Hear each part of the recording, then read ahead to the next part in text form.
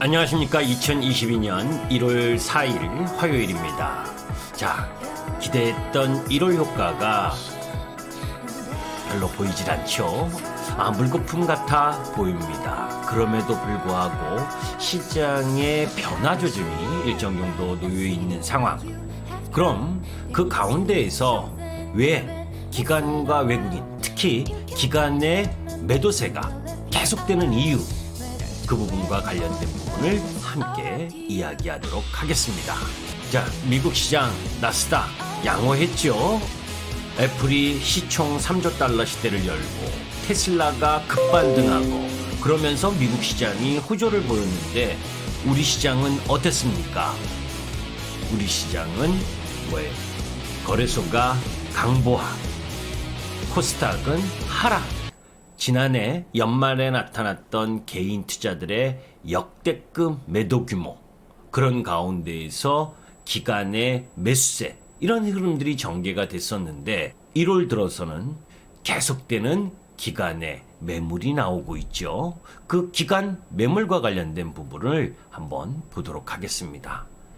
작년에도 마찬가지였어요. 최근 5, 6년간 기관 투자가는 연말 배당락 직전까지 주식, 현물을 사들여서 배당을 받고 선물을 이용해서 차익 거래를 하는 패턴을 반복했습니다. 2020년의 모습이에요. 2020년에도 12월 29일, 그죠? 이때부터 약 22조를 매도를 했어요. 그러니까 배당 받고 나서 줄기차게 매도했다는 거예요. 올해 지금 현재 보게 되면 거래소에서 기관이 12월 1일, 28일 요 동안 5조 3천억 매수를 했거든요.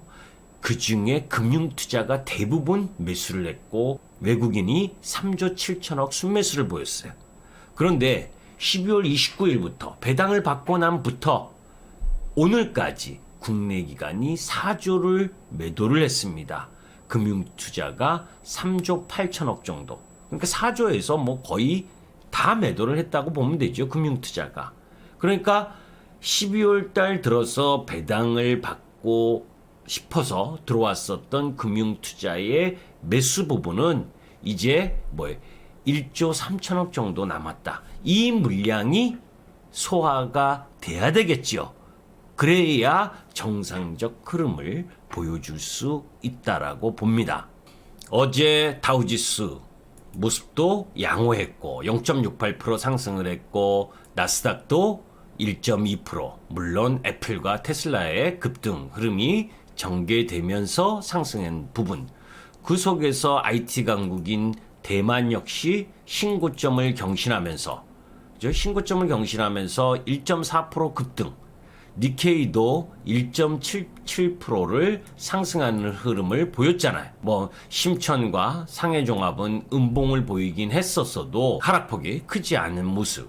그럼에도 불구하고 우리 시장은 코스닥이 0.6% 정도 약세를 보였고 코스피는 박스권 등락만 지금 최근 나흘 연속 음봉을 내면서 제자리 걸음을 보여줬죠. 오늘 시장의 상승 흐름과 하락 부분의 주 흐름을 보였었던 종목 흐름 부분들을 한번 보도록 합니다. KCC가 급등하는 양상을 보여줬죠. KCC의 지난해 4분기 영업이익이 컨센서스를 상회할 것이라 예상, 이런 부분이 전개가 되면서 급등하는 모습을 보여주었고, 또 KCC가 보유하고 있는 삼성물산과 한국조선해양지분 가치가 현재 2조 4천억을 넘어서고 있다. 이외에 실리콘 업체 모멘티브 인수에 따른 영업가치 상향, 이런 부분이 주가에 반영되지 않았다라고 하면서 그런 리포트가 나오니까 급등하는 모습을 보였습니다. 로봇 관련주가 또 로보가 급등하는 모습을 보여줬죠. 세스 2022를 앞두고 기대감이 지속되면서 로보나 또 이 휴림 로봇, 뭐 이런 관련주들의 상승 흐름이 나타났는데 전체적으로 보게 되면 실적보다 조금 앞서가는 주가 흐름들이 전개되고 있다라고 하는 부분, 그래서 지금 현재 부분에 있어서는 단기 매매를 잘 하시는 분들이 매매를 해야 되지, 전체적인 흐름 부분에 있어서는 쉽게 매매 쫓아가는 매매를 하다가는 오히려 당할 수도 있다라고 하는 부분을 염두에 둘 필요가 있고, 한라시멘트나 또 아세아시멘트, 이 시멘트 관련주들, 그죠? 이런 부분들이 급등하는 양상을 보였죠. 성신양회 뭐 이런 유형의 시멘트 관련주 부분들, 이런 부분들은 뭐 이 시멘트 가격을 인상할 것이라고 하는 이야기, 현대 미포조선이라든지 오랜만에 정말 하락연 이후에 추세적으로 하락하는 흐름 부분을 오랫동안 보인 이후에 오늘 그 하단 추세선을 돌아 나오는 모습을 조선 현대 미포조선이 좀 보였고, 석유화학 관련주들, 효성화학이라든지 이런 유형의 종목들, 지금 이렇게 딱 섹터를 딱 보니까 어때요 여러분들? 경기 민감한 쪽 부분에 매수세가 좀 들어오는 모습을 보여주는구나. 그죠? 왜 그렇겠습니까? 미국 시장에서 기술주 테슬라와 애플이 상승의 주 흐름을 보였지만 국채 금리가 같이 상승을 보였잖아요. 그러니까 그런 흐름들이 작용을 하면서 새해 첫날 미국 시장의 흐름을 일정 정도 우리 시장이 반영했다는 거죠. 무슨 얘기냐 하면,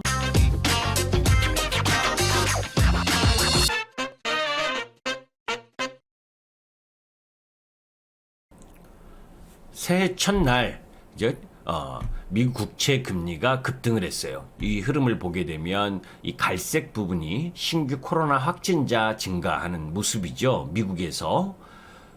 그리고 이 파란색 부분이 미국 10년 국채 금리 부분입니다. 국채 금리가 연말부터 1월 부분, 어제까지 갑자기 가파르게 올라왔죠. 자, 우리가 한번 생각해 볼 필요가 있어요. 이 이야기는 무슨 이야기냐면, 코로나 신규 확진자 수가 증가하고 있지만 매번 여러분들께 말씀드리는 오미크론발 확산세가 더 증가하고 있으나 치사율이나 이런 부분들이 약화되고 있다라고 하는 걸 여러분들이 들으셨고, 그런 부분들 속에서 미국이나 유럽의 이 서비스업 제조업 PMI 이런 부분들로 보게 되면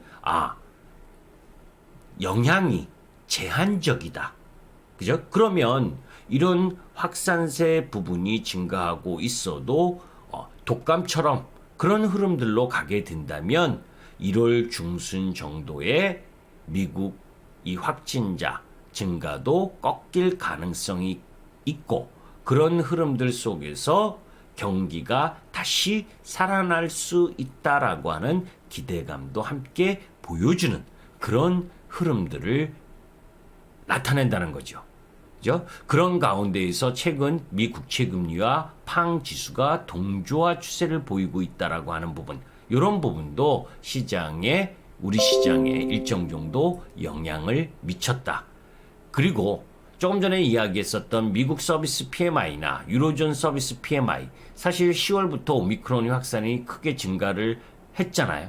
확진자 수가. 그런 상황 속에서 PMI가 다소 유축되기는 했어도 그 영향이 제한적이라는 거죠. 그리고 우리가 공급망 병목 현상, 그리고 물가 압력, 이런 부분들에 대한 우려를 크게 했는데 작년 연말 계속 이야기했었죠. 12월 부분이 거의 정점 흐름으로 가는 중이다.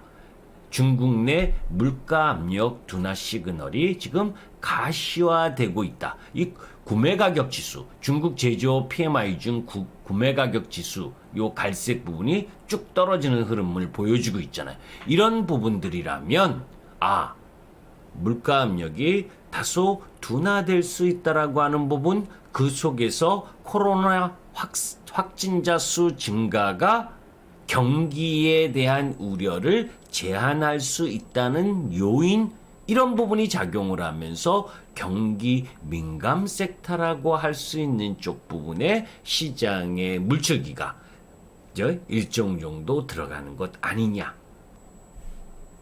그렇기 때문에 오히려 성장주이면서 많이 올라왔었던 주식, 그죠? 유메이드라든지 이런 주식이 오늘 8%대 많이 올라오기도 했잖아요, 그죠?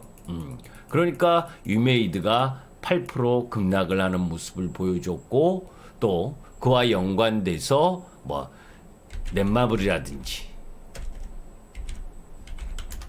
그리고 크래프톤 이런 유형의 종목 부분들, 그죠? 크래프톤은 제가 방송을 통해서도 50만 원에 다 이익 실현했다라는 이야기를 했었죠, 그죠? 그리고 NFT 관련주 갤럭시아 머니트리라든지 하락을 하는 모습을 보여줬고, 문화 콘텐츠와 관련된 부분 덱스터라든지 또 JYP라든지 이런 부분들이 확진자 증가와 관련돼서 약세 흐름을 보여준 상황이죠. 반면에 이제 테슬라가 급등을 했는데도 불구하고, 그죠? 우리 시장 그리고 뭐 셀트리온이라든지 이런 바이오 관련 제약 관련 부분은 삼성 바이오로직스도 마찬가지고 성장주의 대표 주자들 아니에요, 그죠? 이런 유형의 종목 부분들은 약세를 보이는 그런 현상을 보였습니다. 지난번에도 여러분들께 말씀드렸었던 사항, 카카오, 플랫폼 관련주인 카카오가 오늘도 역시 하락하는 모습을 보여줬고, 그 4분기 실적이 별로 안 좋을 것이다 라는 부분을 보여줬잖아요, 그죠? 네이버도 약세 흐름을 보이는 그런 흐름들을 보여줬다. 자, 그러면 뭐 경기 민감주가 전체적으로 올라가고 또 성장주가 쭉 떨어졌느냐? 그렇지는 않죠, 그죠? 성장주 내에서도 아까 말씀드렸었던 2차 전지 쪽 라인 부분에 테슬라가 올랐지만 그동안 많이 상승을 했었던 2차 전지 소재들은 전체적인 약세를 보인 상황 속에서 오히려 장비 업체들, 2차 전지 장비 업체인 TSI, 그죠? TSI나 또 엠플러스 그리고 CIS, PNT 뭐 이런 유형의 2차 전지 장비 쪽은 또 상승하는 흐름들을 보여줬습니다. 그렇기 때문에 무엇을 이야기를 할 거냐면, 지금 시장에 있어서 성장주냐 가치주냐 뭐 이런 부분들의 흐름보다는 전체적으로 그 레벨, 주가의 가격 레벨을 올릴 수 있는 수급적 상황이냐 아니냐, 이런 부분이 더 중요한 흐름을 보여주고 있다는 거죠. 마이데이터 관련주도 여러분들께 설명을 드렸었던 유비벨록스, 그죠? 급등하는, 어제에 이어서 상승 급등하는 모습을 보여줬고, 또 얘를 뒤어가는 부분, 그 부분이 이제 핑거, 이런 쪽 라인 부분도 상승하는 흐름을 보여줬잖아요. 그러니까 전체적으로 성장주냐 가치주냐를 논하기에 앞서서 그 섹터의 성장 흐름 부분이 지속되는 상황 속에서 주가의 레벨, 그러니까 너무 단기 급등을 했느냐 안 했느냐, 이런 부분들을 한번 고려하면서 움직여야죠. 인공위성, 우주 방산, 우주 항공 이쪽 부분도 인텔리안테크가 계속해서 신고점을 써가고 있고, 그런 가운데에 LIG 넥스원, 이쪽도 이 4조 수주 흐름 부분들 속에서 윗꼬리를 달았지만 결국 이거 통과하고 있잖아요. 통과할 가능성이 높죠, 그죠? 그러니까 쫓아서 상승할 부분은 아니지만 눌림목, 그리고 그 속에서 지난번에도 이야기했다시피 누리호가 실패했다라는 부분, 그것 때문에 급락한 부분이 주가가 최저점이었다라는 걸 염두에 둘 필요가 있습니다. 그래서 오늘은 전체적으로 여러분들께 시장에 있어서의 변화, 그리고 기관 매물 부분이 이제 한 1조 조금 더 나오면 된다.